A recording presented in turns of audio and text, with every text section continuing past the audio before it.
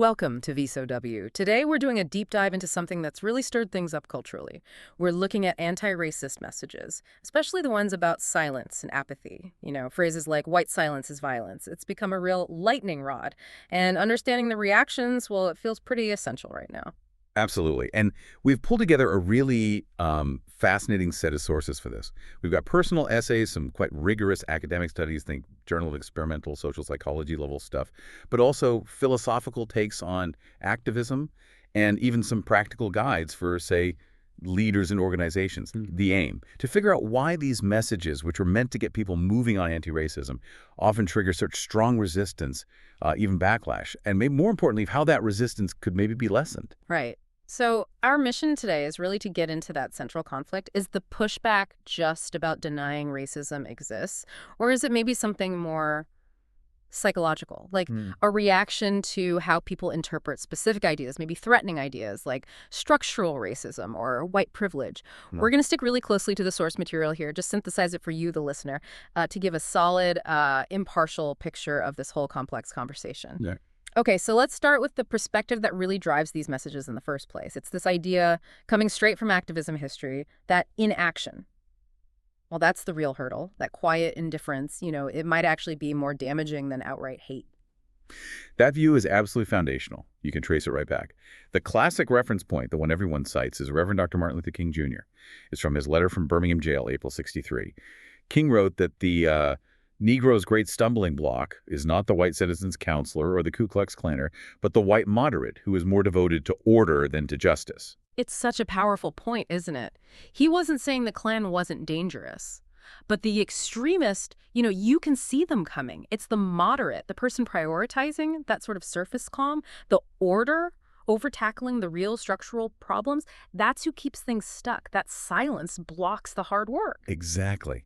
And you see this exact same critique popping up today. We've got this really vivid account from Peyton Head. He was the student body president at the University of Missouri back during all the turmoil after Michael Brown was shot in Ferguson in 2014. Head talks about seeing students from all backgrounds organizing, demonstrating, trying to get the university to just acknowledge the issues on campus. And what was he up against mainly? Was it just open hostility? Well, there was hostility, definitely. Student protesters got anonymous threats, intimidation, just for speaking up about the racial climate. But Head really emphasized that the biggest problem, it was institutional apathy.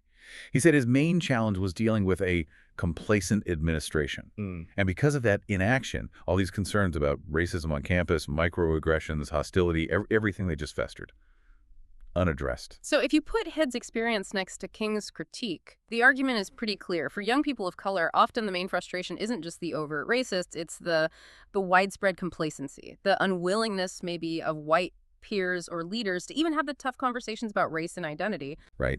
And the consequence of that inaction, according to activists like Head, is huge. He argues this lack of empathy, this lack of safe spaces for real dialogue. It's not just personal. It actually harms national policy, leadership, our values as a country. Because when the majority stays quiet, the ignorance that allows hate and structural inequality to grow just continues. So the idea behind silence is violence is essentially that this quiet inaction creates the fertile ground for the bigger problems. Okay, so if inaction is the problem, what's the solution being pushed for? It sounds like more than just tweeting about it. Oh, definitely more. Head really pushes for moving away from the often divisive, sometimes performative stuff online, towards genuine face-to-face dialogues, hard conversations. He stresses that white people who do understand injustice need to actively speak out when they see it. And more than that, work to dismantle the power structures that continue to oppress. And he connects this need for action today right back to that long, painful history of oppression in America. Absolutely. He lays it out. Slavery, then black codes, Jim Crow, mass incarceration, gentrification. It's a continuous line. And Head's point is the U.S. can't really move towards an equitable future until it properly reconciles with that history. And reconciliation means getting past the silence. It means recognizing that real progress only ever happened when people actively fought for it. The work can't just be pushed onto marginalized groups or, the next generation. It demands active responsibility now. Okay, so if that historical apathy causes real harm, the big question becomes, why does calling it out directly asking white people to speak up or risk upholding the system, why does that cause such an intense, almost immediate backlash? This is where that academic research you mentioned really offers some deep insights, right? It really does. So now we turn to this work by Kachanov, Cateley, and Gray, published in the Journal of Experimental Social Psychology. Their studies dig into the psychology of resistance. And what they find is fascinating. It's not necessarily just outright denial of racism driving the pushback. It's often about the specific interpretation of the message by the person hearing it. They identify two really distinct ways white Americans tend to process these messages. Let's clarify the messages themselves first. The researchers looked at some pretty charged ones, like the pyramid of white supremacy, the PWS, and that slogan, white silence is violence. And both basically argue that indifference, inaction, these are like the foundational bricks for racial inequality, right? Correct. That's the core argument. Now, the two interpretations. First, there's what's called the equalizing interpretation. This is crucial. It's the belief in the listener's mind that the message is saying that a lack of anti-racist action, like being silent, not challenging a joke, just being indifferent, is morally the same, just as bad as the most extreme forms of racism, like violence or even genocide. The feeling is something like, wait, you're telling me because I didn't speak up about that comment, I'm basically a Klansman. Wow. And study one found that about 55%, over half of white respondents, interpreted the messages that way. That's huge. If more than half feel like they're being morally equated with extremists, it completely reframes why they might resist. It sounds like self-defense almost. It absolutely functions like that. When people feel that kind of moral attack, the natural reaction is to pull back, get defensive. But, okay, let's look at the other interpretation, the one that actually leads to engagement. They call it the building block interpretation. This view gets the point that indifference or silence creates the environment. It builds the foundation that allows racial inequality and eventually violence to happen without interruption. So it understands that while subtle acts aren't morally identical to violent acts, they are necessary for the larger structure to stand. Okay, so it's the difference between saying your silence is the same as violence versus your silence helps create the conditions where violence can flourish. Precisely. It's like you wouldn't say the foundation of a house is the roof. They're different. But you absolutely insist the house needs that foundation to exist. One source, quoting historian Emily Pothast on the PWS, puts it well. The pyramid aims to demonstrate that hate crimes and structural racism don't happen in a vacuum. They happen within a society in which a foundation has been laid that makes them possible. Okay, so what happened behaviorally? How did these two different interpretations actually play out in the studies? The results were really consistent and frankly quite stark. The equalizing interpretation. It strongly predicted greater feelings of white identity threat and significantly more resistance to the anti-racist message itself across different ways they measured it. And this held up even when they accounted for things you might expect to influence this, like political views or collective narcissism. But the building block interpretation, that was linked to less message resistance. And importantly, greater motivation to actually engage in anti-racist action. That's really striking. It suggests the problem isn't necessarily the core structural argument, the building block idea. People can often grasp that. It's how they perceive their own moral position within that argument. Did the researchers try to prove this interpretation caused the reaction, not just correlated with it? They did, yeah. That was studied too. A classic experimental design. They used the pyramid of white supremacy, the PWS, and made two versions. One was the high equalization condition. This one had captions that explicitly equated the lower levels, like indifference, with the higher levels, like violence. They even included a caption saying something like, if you don't challenge white supremacy, you are a white supremacist. Really direct. Okay, yeah, that's designed to hit that moral threat button hard. Exactly. Then they had the differentiation condition.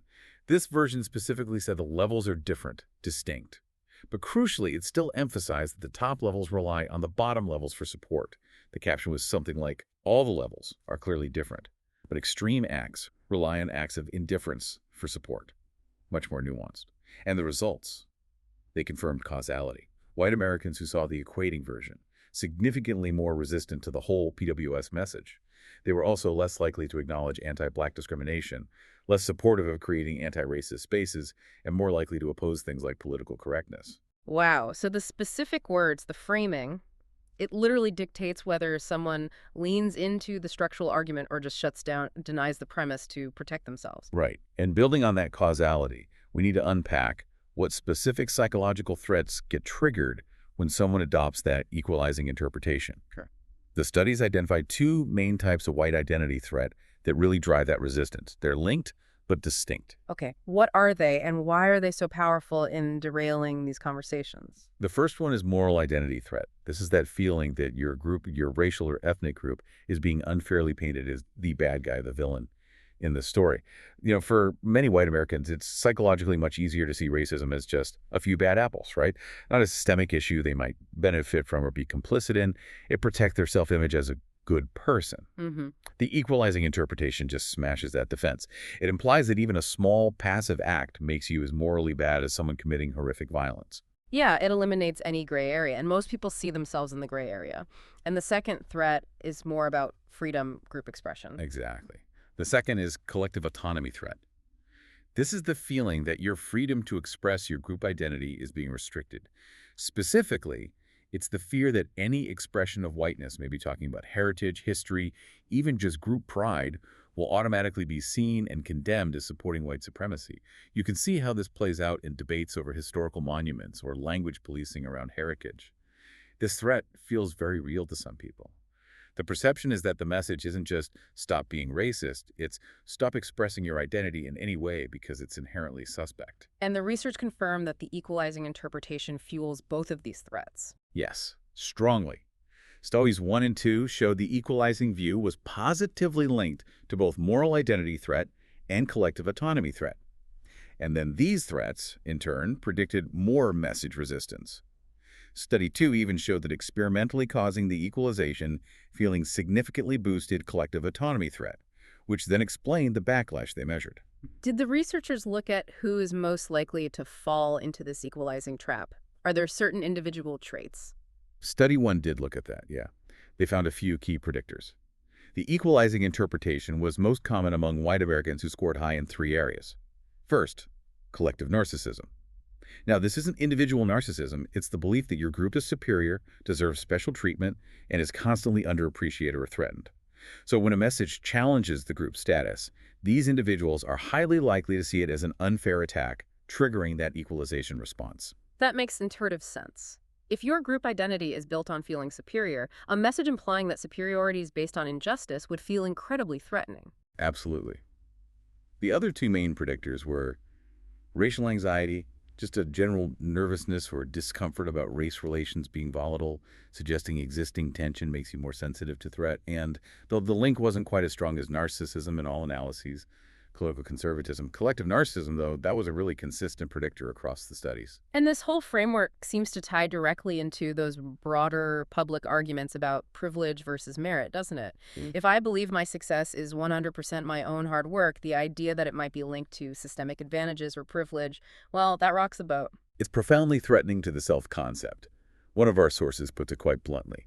White merit is defined by privilege and access, and is dependent on specific adherence to unspoken rules protecting whiteness. This idea of implicit superiority, the source argues, gets steeped in the consciousness of white people from a very early age. So when an anti-racist message, seen through that equalizing lens, suggests your achievements are tied to a system that's morally compromised or harmful, it challenges that core belief in pure individual merit. Boom, identity threat. And what's the defense mechanism people use? How does that manifest in the real world? Well, one key outcome measured in the studies was the denial of anti-Black discrimination. It's a way to alleviate that identity threat. If you feel like you're being cast as the villain, one way out is to just deny the problem exists on a structural level. Or sometimes people might claim that their group actually faces more hardship. It minimizes the scale of systemic racism to protect their own moral self-image. It's sort of a psychological escape hatch, right? Deny the system is unfair, then my success is purely earned and I'm still a good person. Admit the system is unfair and I benefit. Well, that implies complicity. Exactly. And Study 3 really zeroed in on this for the most resistant group. They found that for the small subset of white Americans who were high on the equalizing interpretation, but low on the building block view, meaning they felt attacked and rejected the structural argument, seeing the standard PWS actually increased their collective autonomy threat. And that, in turn, led them to deny anti-Black racism even more. So this small, highly defensive group is precisely where the messaging needs to be the most careful to avoid triggering immediate backlash. Okay, so to really get the full picture of this whole messaging debate, especially how it plays out politically, we need to touch on critical race theory, or CRT. Many of these anti-racist messages draw inspiration from CRT principles, and we also need to understand the main philosophical counterargument, which revolves around race neutrality. Right, CRT, it's become such a political football. But based on the source material, what is it actually at its core as an academic idea? Yeah, the sources are clear. CRT started as an advanced academic framework. It's often misunderstood, sometimes wildly, in public debates. Like the idea it's being taught in elementary schools, which the sources note is generally incorrect. So, stripping away the politics, what are the main pillars of CRT as a theory? Okay, first, it argues that race is a social construct, not a biological fact. The sources point to history, how groups like the Irish, Italians, Jews gradually became accepted as white in America as evidence that racial categories change and are socially defined. Second, and this is really key, CRT says racism is systemic. It's embedded in our society, our laws, our institutions. It's not just about individual bad actors or personal prejudice. Can you give an example of what systemic means here beyond just one person being biased? Sure. Think about historical redlining and housing policies that systematically denied loans and insurance to people in predominantly black neighborhoods. The effects of that linger massively today in wealth gaps. Or think about studies showing black students often receive harsher discipline in schools than white students for the same behavior. That's a pattern emerging from the system, not just one teacher's bias. So, dealing with racism from a CRT perspective means changing more than just attitudes. Exactly. Which leads to the third point. Racism can't just be reduced to individual moral failings. And because it's systemic, you can't solve it just through promoting meritocracy, because the system itself creates unequal starting points. And finally, CRT emphasizes that lived experiences matter. Personal stories, narratives from marginalized communities are crucial for understanding how systemic racism actually impacts people's lives. Okay, this is where the controversy really ignites, isn't it? When racism is described as systemic within, say, white society, some people hear that as the theory being anti-white. How do the sources handle that critique neutrally? Well, the material asserts that CRT aims to be anti-racism, not anti-white. The goal, theoretically, is awareness helping people see systems and privileges they might not otherwise notice. It's not intended to generate personal hatred or collective guilt. To counter that negative reaction to phrases like white silence is violence, one reverend in the sources brings up the Smokey the Bear analogy. When Smokey says only you can prevent forest fires, people don't generally feel personally attacked or condemned, right? They're just reminded they have power and therefore responsibility. The slogan, this reverend suggests, is meant similarly to remind people of their power as citizens to act against injustice. So the intent is mobilization and awareness of a structural reality, not a personal moral judgment. That's the argument presented. It's about seeing the reality of historical and ongoing inequality in housing, education, justice system, etc. The sources suggest the focus should be on the facts of that inequality, and framing action is necessary, almost like you'd act if your own family faced those same disadvantages. Okay, now let's flip to the other side of the philosophical coin, the main counterpoint in many legal and political discussions: race neutrality. Right. Race neutrality is basically the stance that public policy and legal decisions should be made completely without considering race. The ultimate goal is a colorblind society where everyone gets strictly equal opportunity, and that alone is seen as enough to ensure fairness. And what's the core argument from those who advocate for race neutrality? They often argue that overt individual racism is decreasing. They point out that race is a social construct, genetically insignificant, so why should policy consider it at all? They believe applying equal opportunity protections universally should be enough to safeguard everyone's rights. This approach really gained steam in the 1990s, often as a legal strategy aimed specifically at ending race-conscious policies like affirmative action. And what's the main criticism of race neutrality from those who focus on structural issues like CRT proponents? The core critique is that ignoring race, even if well-intentioned, effectively ignores and therefore perpetuates existing inequalities. If the playing field is already uneven due to historical and ongoing systemic racism visible in wealth gaps, health outcomes, justice system disparities, then pretending race doesn't matter in policy just locks in those disadvantages. Critics argue it becomes a barrier to actually fixing the deep-seated problems. Some go further, suggesting race neutrality can be a kind of smokescreen, used by opponents to dismantle programs designed to create more genuine equality of opportunity. So the fundamental disagreement remains. Can you achieve equity by being colorblind in policy now? Or do you need race-conscious approaches to undo existing, deeply embedded structural harm? Okay, so the research we talked about earlier strongly suggested that how you say something matters immensely, maybe even more than the core message about structural problems. The solution seems to lie in smarter communication. Let's get into the specific strategies they tested in Study 4 to make these messages more effective. Right, the goal was clear. Tweak the messages to boost that helpful building block interpretation, and crucially, tone down the destructive equalizing interpretation. They tried this with both the pyramid of white supremacy and the white silence is violence slogan. Okay, starting with the PWS in Study 4A, what worked best? They tried a few different phrasings. The clear winner was something they called the differentiation long variant. This version was really careful. It explicitly said that passive indifference doesn't make someone morally the same as an active racist directly addressing that moral identity threat. But, and this is key, it still strongly emphasized that indifference does support the overall system. It kept the building block argument intact.